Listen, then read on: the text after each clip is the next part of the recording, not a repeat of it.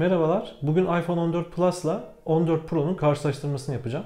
Bu telefonlar arkadaşlar 14 ve 14 Pro Max'in neredeyse aynıları. Yani bu 14'ün birazcık daha büyüğü. Bu da 14 Pro Max'in birazcık daha küçüğü. Dediğim gibi tek farkı boyutları ve batarya kapasitelerinin farklı olması. Onun için bu video sonunda tüm iPhone 14 serisiyle ilgili bilgi sahibi olmuş olacaksınız. Kutular gördüğünüz gibi tasarım olarak neredeyse birebir aynı ama tabii ki Pro'nun kutusu daha küçük. Kutuları hemen açıp baktığımızda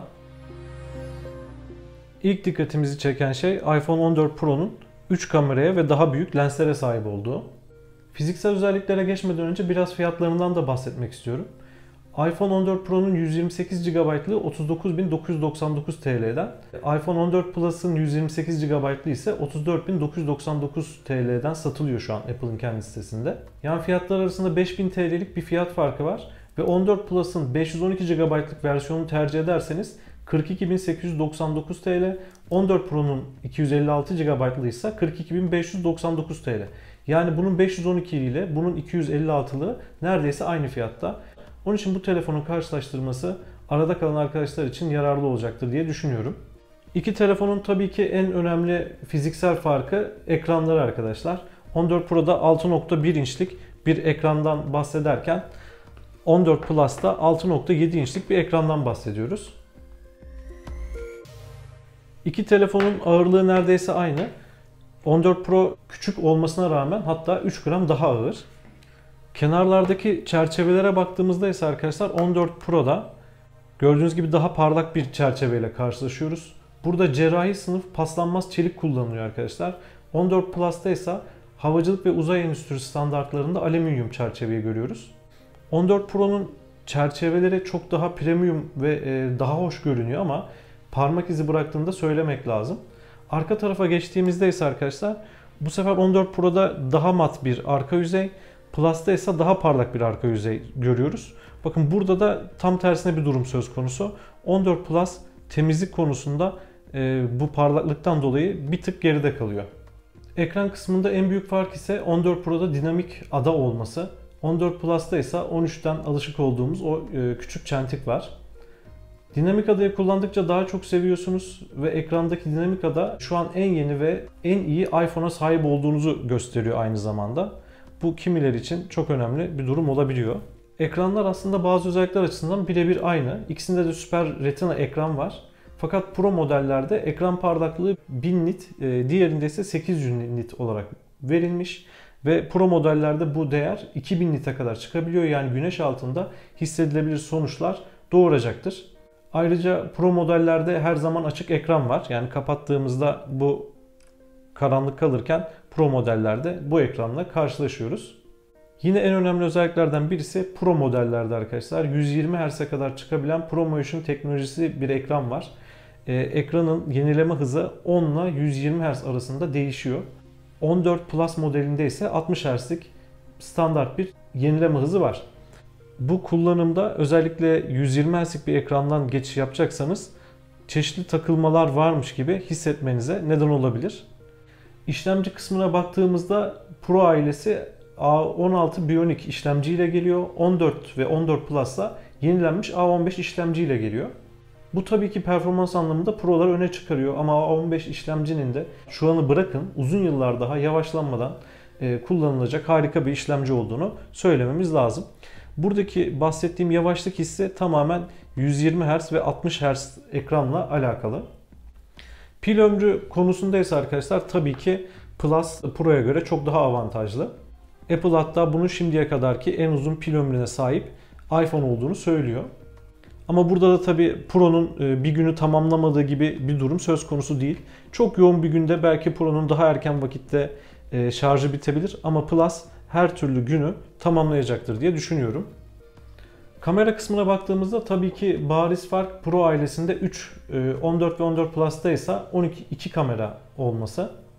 Pro ailesinde ekstra olarak telefoto kamera var ve bu sayede 14 Plus'ta sadece 2 kata kadar optik uzaklaşma yapılabilirken Pro ailesinde 2 kat optik uzaklaşma ve 3 katta optik yakınlaştırma yapılabiliyor ve bu özellik gerçekten başarılı. Ayrıca ana kameralarda da gördüğünüz gibi boyutundan da anlaşılıyor zaten arkadaşlar, farklar var. 14 Pro ailesi daha büyük sensörler kullanıyor. Onun için ana kamerayla çekilen fotoğraflarda da daha iyi sonuçlar olmasını bekliyoruz. Aynı zamanda Pro modellerinde makro çekim var arkadaşlar. Tabi burada yine iPhone 14 Plus'ın kamerasının kötü olduğunu söylemiyorum. Eğer bir iPhone kullanıyorsanız kameraların ne kadar başarılı olduğunu, özellikle video konusunda diğer markalara göre ne kadar önde olduğunu biliyorsunuzdur. Ama iPhone 14 Pro'nun kamerasının daha başarılı olduğunu da kabul etmek lazım. Ayrıca Pro ailesinde özellikle profesyonel fotoğrafçılar için önemli olan ProRAW formatında çekim yapabilme özelliği var arkadaşlar. Bu fotoğrafların ham halini içinden çok büyük boyutlarla alıp düzenleyebildiğiniz anlamına geliyor. İki modelde de trafik kazası algılama, sinematik mod, hareketli mod gibi bence harika özellikler var. Şimdi kamera performanslarını yaptığım çekimler üzerinden de göstermek istiyorum.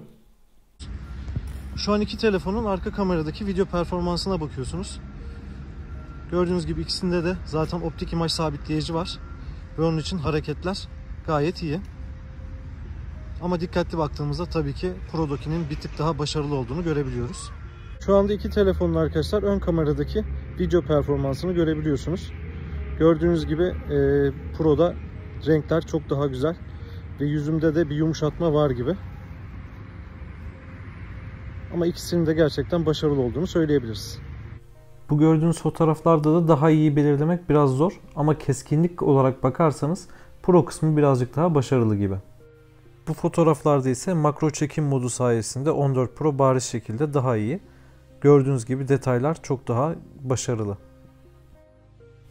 Ters ışıkta çekilmiş bu fotoğrafta ise ben hangisinin daha iyi olduğuna karar veremedim. Bu fotoğrafta ise bariz bir fark var mı diye yerdeki yaprağa yaklaştım. Fakat gördüğünüz gibi çok hissedilir bir fark yok. Bu fotoğraf ise beni şaşırtan fotoğraflardan birisi çünkü Pro kısmı optik zoom kullanılarak çekildi ama gördüğünüz gibi çok çarpıcı bir fark yok.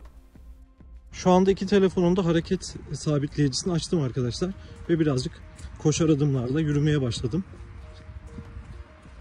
Yine sonucu kendiniz gözleyip karar verebilirsiniz. Loş ışıkta gece modunda çekilmiş bu iki fotoğrafta da bariz bir fark olmadığını söyleyebiliriz. Burada da iki telefonun gece video karşılaştırmasını görebiliyorsunuz. Yine çok bariz farklar olmamakla birlikte gökyüzüne geçişlerde Pro'nun birazcık daha başarılı olduğunu hissedebilirsiniz. Gece modunda çekilmiş bu iki fotoğrafı ise birbirinden ayırt etmek gerçekten güç. Gördüğünüz gibi iki telefon arasında bariz farklar bulunmamakla birlikte Pro birazcık daha önde. Elimde tabii ki deneme amaçlı çekilmiş çok daha fazla fotoğraf var. Hepsini incelediğimde yine Pro'nun çok küçük detaylarda birazcık daha öne çıktığını görebiliyorum. Sonuç olarak bence 128 GB'lık iPhone 14 Plus'ı büyük ekran ve daha uzun pil ömrü de sizin için önemliyse daha az parayla tercih edebilirsiniz. Ama 256 ve hatta 512 GB'lık versiyonları düşünüyorsanız muhakkak 14 Pro'ya göz atmanızı öneririm. İşlemci hızı, ekran kalitesi, fotoğraf ve video gibi özelliklerin hepsinde Pro'nun daha önde olduğunu söylemek lazım. Bu iki telefonla ilgili söyleyeceklerim şimdilik bu kadar. Eğer sorularınız varsa yorum kısmına yazabilirsiniz. Elimden geldiğince tüm soruları cevaplamaya çalışıyorum. Videomu beğendiyseniz beğen tuşuna basıp kanalıma abone olursanız çok sevinirim. Görüşmek üzere.